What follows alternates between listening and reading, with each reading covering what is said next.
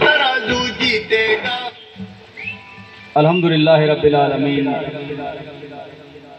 والصلاة والسلام علی رسولہ الامین، اما بعد فاعوذ باللہ من الشیطان الرجیم، بسم اللہ الرحمن الرحیم۔ قال اللہ تعالی فی کتابہ الکریم ان تؤدوا الامانات الی اہلہا، صدق اللہ العلی العظیم۔ اللہم صلی علی محمد وعلی آل محمد کما صلیت علی ابراہیم وعلی آل ابراہیم انک حمید مجید۔ اللہم بارک علی محمد وعلی آل محمد کما بارکت علی ابراہیم وعلی آل ابراہیم انک حمید مجید۔ رب اشرح لی صدری ویسر لی امری واحلل عقدۃ من لسانی یفقہوا قولی۔ سب سے پہلے اس کارنر میٹنگ کا انتظام کرنے پر میں محمد عامر صاحب، صدر جماعت اسلامی یوتھ ونگ تحصیل دریا خان اور ان کی مکمل ٹیم کو خراج تحسین پیش کرتا ہوں، اور پھر جو حضرات اس علاقے کے یہاں پر تشریف رکھتے ہیں ان کا بھی شکریہ ادا کرتا ہوں کہ وہ ہمارا پیغام سننے کے لیے یہاں پر موجود ہیں۔ حضرات گرامی، میں نے جو قرآن کا ایک حصہ، آیت کا ایک حصہ آپ کے سامنے تلاوت کیا ہے، اس میں رب کریم کا حکم یہ ہے کہ ان تؤدوا الامانات الی اہلہا، کہ اے لوگوں جو ایمان لائے ہو، جب تم امانتیں کسی کے سپرد کرو تو اس کے اندر اس کی اہلیت، صلاحیت اور قابلیت دیکھ لیا کرو کہ جس کام کا ذمہ تم اسے دے رہے ہو کیا وہ اس کام کو کرنے کی اہلیت رکھتا ہے، اور جو امانت تم اس کے سپرد کر رہے ہو وہ اس امانت میں خیانت تو نہیں کرے گا۔ کہیں ایسا تو نہیں ہے کہ تم کسی بلے کے حوالے دودھ کر رہے ہو کہ وہ دودھ کی رکھوالی کرے۔ میرے بھائی اور دوستو، بدقسمتی یہ ہے کہ پاکستان کے لوگوں نے بالعموم اللہ کے اس حکم کی خلاف ورزی کی۔ جب ووٹ دیا ہے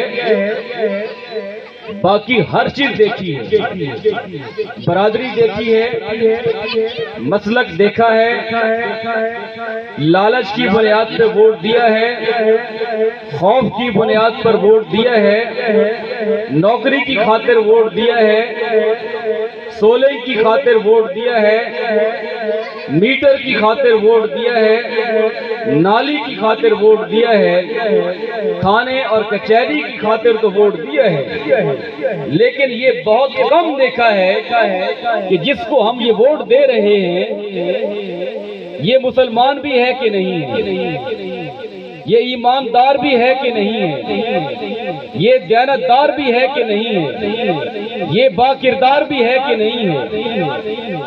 کہیں وہ ایسا شخص تو نہیں ہے کہ جب یہ اقتدار میں آئے گا تو نہ تو یہ کسی کا مال چھوڑے گا اور نہ کسی کی عزت محفوظ رہے گی۔ کہیں یہ ایسا شخص تو نہیں ہے کہ یہ لوگوں کے رقبے پر قبضے کرے گا یا لوگوں کے رقبوں پر قبضے کرنے والوں کی سرپرستی کرے گا۔ کہیں یہ کسی تھانے کا دلال اور ٹاؤن تو نہیں ہے، کہیں یہ منشیات فروش تو نہیں ہے۔ یہ نہیں دیکھا، ذاتی مفاد کو دیکھا ہے، اور ذاتی مفاد اور لالچ کی خاطر جب قیادت منتخب کی جاتی ہے تو پھر وہ وہی کام کرتی ہے یہ جہاں کے لٹیرے کر رہے ہیں۔ پھر یہ ووٹ بیچتے ہیں، پھر یہ اپنا ایمان بھی بیچتے ہیں اور دوسروں کا ایمان بھی خراب کرتے ہیں۔ پھر یہ اپنے بینک بیلنس کو بڑھانے کے لیے اپنی جائیدادوں کو بڑھانے کے لیے، اپنے کاروباروں میں اضافہ کرنے کے لیے لوگوں کے خون پسینے سے کمائی گئی حلال کمائی چھینتے ہیں، پھر ان کے ذریعے منتخب ہونے والے حکمران ٹیکسوں میں اضافہ کرتے ہیں، مہنگائی کرتے ہیں، بے روزگاری کرتے ہیں، لوگوں سے بنیادی ضرورت کی چیزیں چھین لیتے ہیں، اور یہی کام آج یہ لوگ کر رہے ہیں۔ ان کی عیاشیاں کم نہیں ہو رہی، ان کے پروٹوکول اسی طرح قائم ہیں، ان کو مفت پیٹرول دیا جاتا ہے، ان کے گھروں کے اندر ملازم سرکاری خزانے سے تنخواہیں لیتے ہیں، ایک گاڑی، دو گاڑی، تین گاڑی ان کو مفت ملتی ہے، ڈرائیور سمیت، پیٹرول سمیت، ان کے عالی شان دفاتر کے اخراجات میں کوئی کمی نہیں ہو رہی۔ اگر معیشت کی خرابی کا اثر ہو رہا ہے تو غریب عوام کے اوپر ہو رہا ہے۔ انہیں غریب عوام کا پیٹرول سستا نظر آتا ہے، بار بار اعلان کرتے ہیں کہ عوام کو قربانی دینی پڑے گی، بار بار اعلان کرتے ہیں کہ ہمیں مشکل فیصلے کرنے پڑیں گے، اور وہ مشکل فیصلے کیا ہیں کہ پیٹرول کی قیمت میں اضافہ کیا جائے گا، ٹیکسز میں اضافہ کیا جائے گا، بجلی کی قیمت میں اضافہ کیا جائے گا۔ ان کی عیاشیوں میں کوئی کمی نہیں ہوگی، ان کے عللو تللو میں کوئی کمی نہیں ہوگی، ان کے پروٹوکول میں کوئی کمی نہیں ہوگی، ان کے فضول اخراجات میں کوئی کمی نہیں کی جائے گی۔ مشکل فیصلے وہی ہیں جو عوام نے اپنے خون پسینے سے مزید ان کے منہ بھرنے ہیں، یہ مشکل فیصلے ہیں۔ میرے بھائی اور دوستو، یہ جو سانپوں کو دودھ پلا رہے ہیں، یہ کون پلا رہے ہیں؟ کبھی سوچا ہے آپ نے؟ یہ سانپ طاقتور ہوتے جا رہے ہیں، موٹے ہوتے جا رہے ہیں، ان کے زہر میں اضافہ ہوتا چلا جا رہا ہے، اور یہ جو سیاست کا کام ہے انہیں کیوں اچھا لگتا ہے؟ کبھی سوچا ہے آپ نے؟ فوج میں جو بیچارہ ملازم ہو جائے نا، آپ اسے سن لیجیے گا، وہ کہہ رہا ہوگا اپنے بھائیوں سے، اپنے رشتہ داروں سے کہ میں نے ملازمت کر لی ہے، میں آئندہ بچوں کو فوج میں نہیں جانے دوں گا۔ بڑی مشکل ہے ملازمت فوج کی۔ جو کھیتی باڑی کرتا ہے وہ چاہتا ہے کہ میرے بچے کھیتی باڑی نہ کریں، کوئی اور کام کریں، بڑا مشکل کام ہے، منافع کوئی نہیں ہے، خرچے ہی خرچے ہیں۔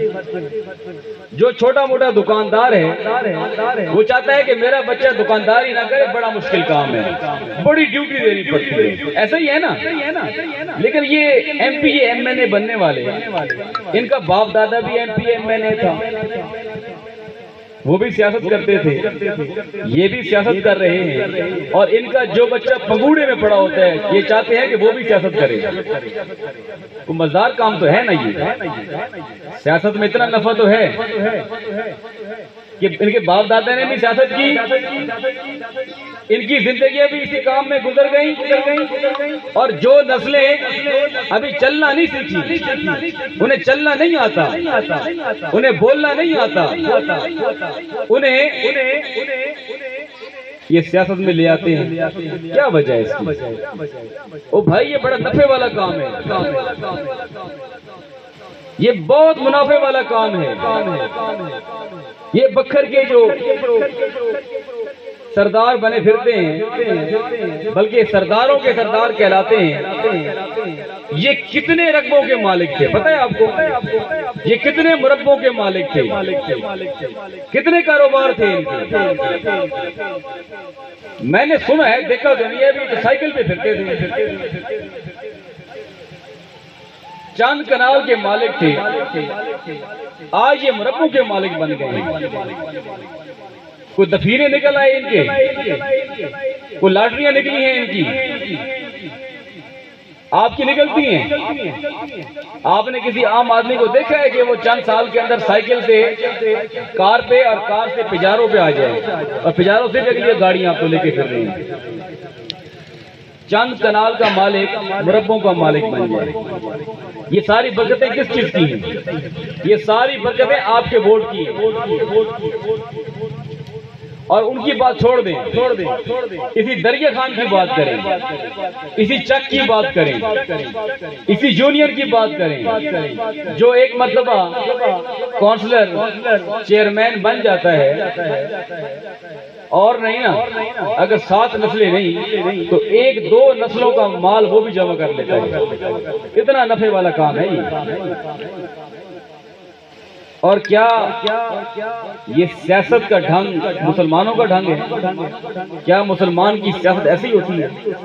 مسلمان حکمران ایسے ہوتے ہیں؟ اگر مجھے بتائیں نا، میں سوال کر رہا ہوں کہ کیا مسلمان حکمران ایسے ہوا کرتے ہیں جیسے یہ ہیں؟ کیا مسلمانوں کے رنگ ڈھنگ اقتدار میں آنے کے بعد ایسے ہوتے ہیں؟ حضرت عمر فاروق رضی اللہ تعالی عنہ مسجد میں گفتگو کر رہے ہیں، تقریر کر رہے ہیں، خطبہ ارشاد فرما رہے ہیں، خطبے کے درمیان میں فرماتے ہیں کہ میری سنو اور اطاعت کرو۔ آپ کے بالکل سامنے ایک شخص بیٹھا ہے، بدو ہے۔ روایت میں آتا ہے کہ وہ کھڑا ہو جاتا ہے، تلوار نکال لیتا ہے، یہ تلوار نہیں بھی نکالتا اور کہتا ہے کہ نہ سنتا ہوں اور نہ مانتا ہوں۔ عام شخص، امیر المومنین حضرت عمر فاروق رضی اللہ تعالی عنہ جیسے روب اور دبدبے والے شخص کے سامنے ایک عام آدمی کھڑا ہو گیا۔ امیر المومنین کا روب کیسا تھا؟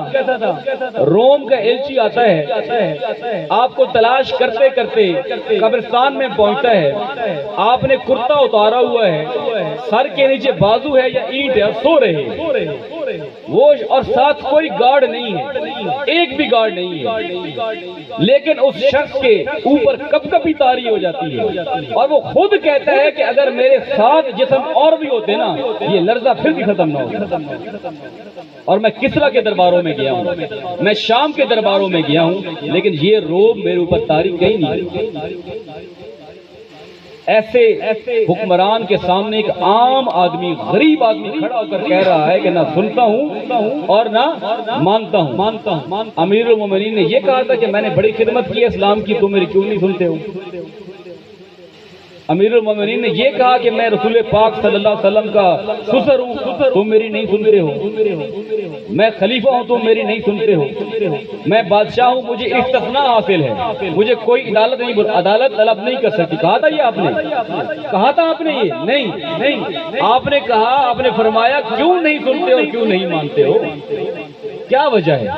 اس نے عرض کی امیر المومنین مال غنیمت میں جو کپڑا آیا تھا وہ کپڑا سب کو برابر ملا تھا، آپ کو بھی ایک ٹکڑا ملا تھا، آپ کا لمبا قد ہے، آپ نے اسی کپڑے کا کرتا پہنا ہوا ہے، ایک کپڑے سے آپ کا کرتا نہیں بنتا، آپ نے اپنے حق سے یقیناً زیادہ لیا، میں کیسے سنوں اور مانوں؟ آپ ایک کرتا پہنا ہے آپ نے۔